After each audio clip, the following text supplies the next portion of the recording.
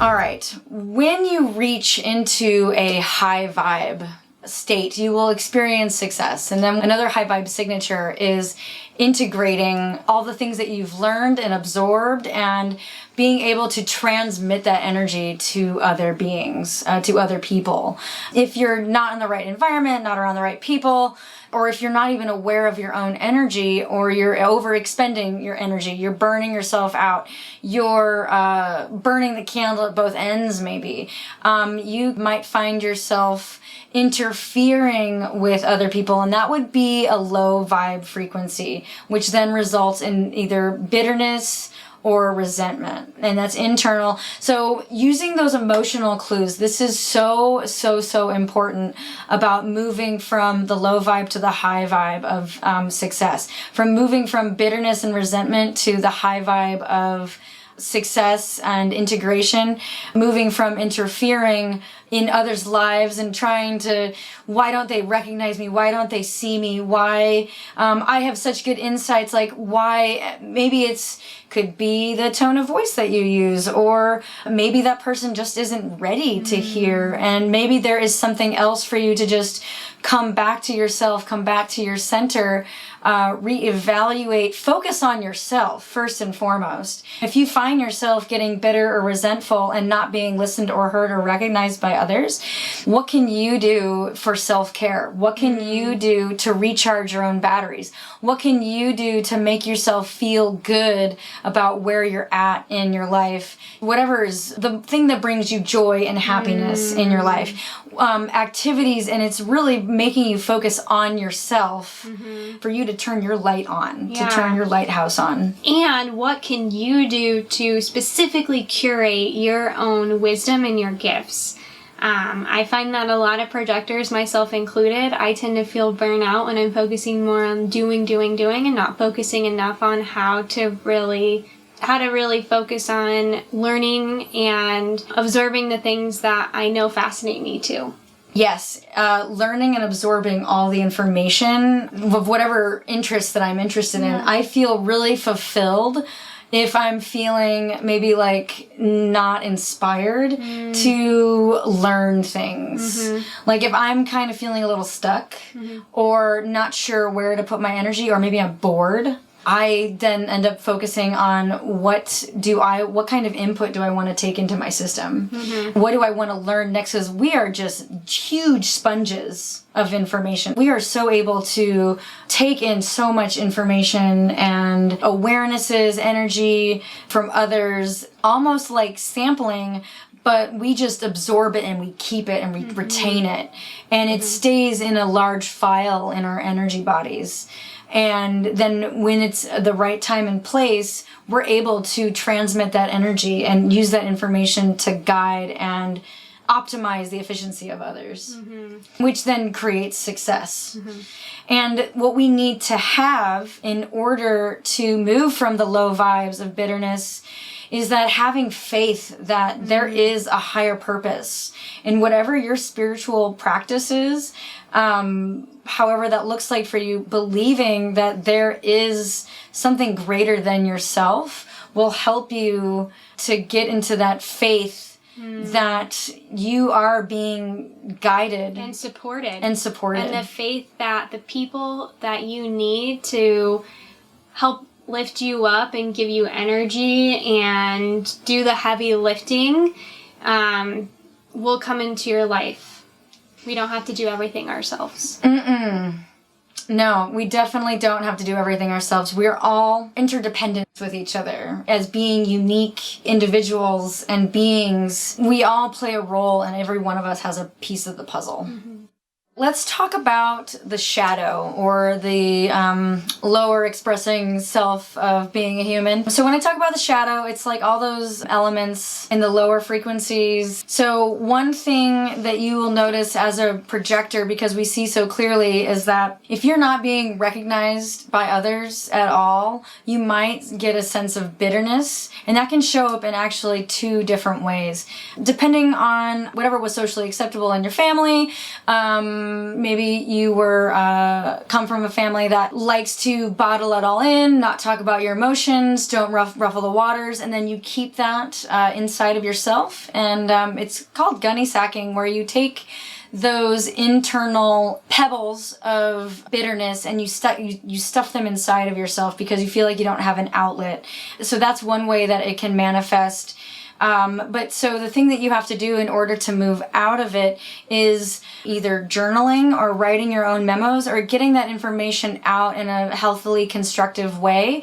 It might be calling someone and talking to them about it, like, this is whatever I'm feeling, to get it out. You need to first and foremost acknowledge if you're feeling that resentment and you're stuffing it away and pretending like it doesn't exist. Honoring yourself and recognizing yourself first and recognizing those feelings of why you're not feeling recognized, because that is a huge clue that things need to move in a new direction and you're wanting change. Like, if you're feeling those feelings, that is a clue that something needs to change in your life. And it starts from an internal awareness from within, and that is the best place for you to start. And like I said before, bitterness is really, it's a gift from the universe telling you that you need to make a change. So it's not something that's bad in isolation. It's just rather a signpost. And the funny thing is that, like, I have totally at this point made friends with my bitterness, and I will admit to my mom or to my boyfriend and to a safe person, like, I'm just feeling bitter about X, Y, and Z. And it's funny how, like, even just getting it out there already creates the awareness to help me take the next stepping stone that I need to do in order to move myself back towards that high vibe place. Self-recognition. Mm-hmm.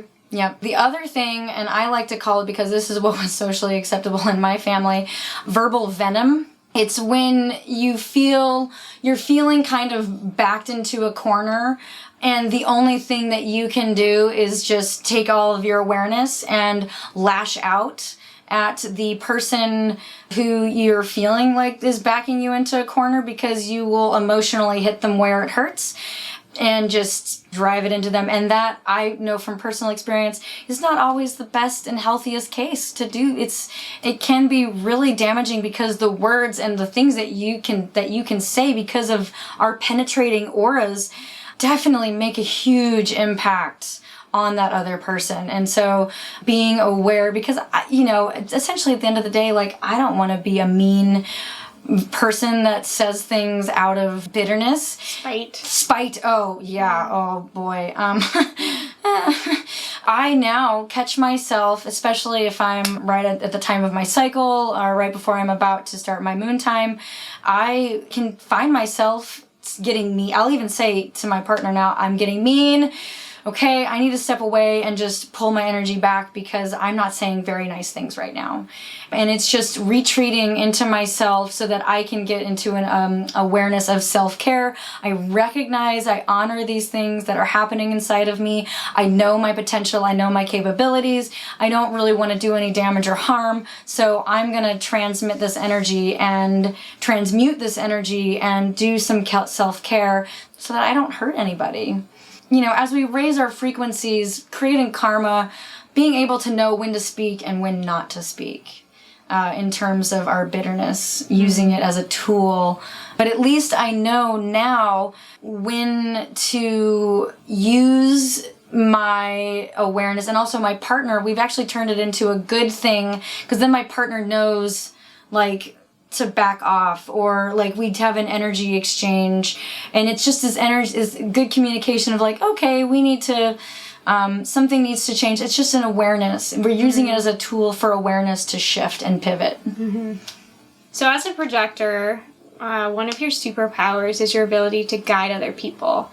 So as we talked about before, you can see deeply into the other person, so you often have a unique ability to guide the energy of a room. Mm-hmm. Your natural ability to guide others through your penetrating awareness of whatever you see so clearly, and then teach and perfect and specialize with that expertise and guiding others to experience their own efficiency and the best way to utilize their energy. And then your second superpower is optimization. So you can very clearly see like efficient uses of time, effort, and energy, sometimes resources, depending on maybe what other gates and channels you have in your chart. Usually projectors tend to be obsessed with like systems and like how can I become more efficient, or how can I help people know the most important things to focus on for their health, or how can I tell people how to focus on the most effective things in their business, like giving people those tools so that they can figure out how to increase and optimize things in their lives. Your third superpower and gift is that you are a natural teacher of whatever you choose to specialize in, of what excites you, what your passion is, what you're most interested in learning about. You are actually able and designed to absorb the information and retransmit it as a teacher to others. Love that. Awesome. So let's talk about some challenges for the projector. So one of the challenges about being a projector is feeling this need to be recognized by others, but in order to feel recognized, first and foremost, recognizing yourself, and then secondly, recognizing the other so that they feel seen because you see them, and then it will naturally be reciprocated.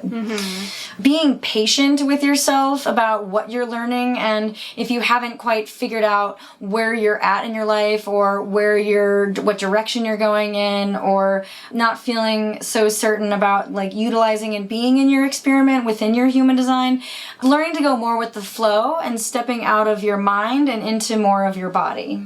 Yeah, and using your authority is really important for this one to help you basically take the next right step and the next right step, because that's when your niche is going to basically reveal itself to you.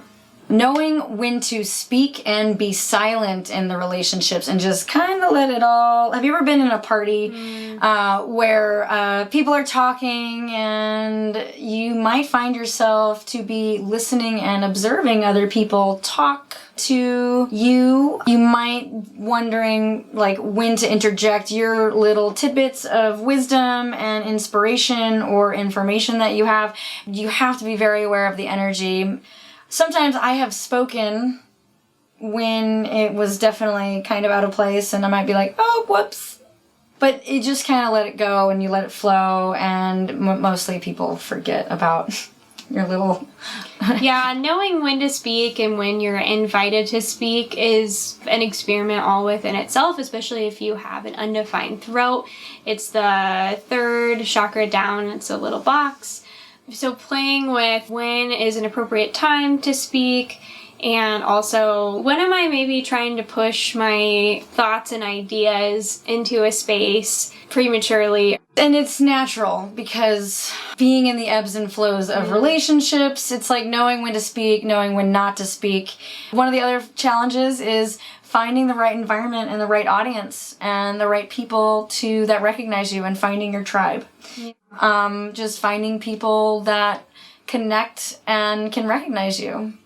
Absolutely. That is where you will find the most success. Thank you so much for taking the time to watch this video to learn a little bit more about yourself, because when you take the time to learn about yourself and you become self-aware, it helps everybody else see you and recognize you. You can ask us questions, we can engage in community discussion, and really just learn about each other more. Thank you. Have a great day. Thank you.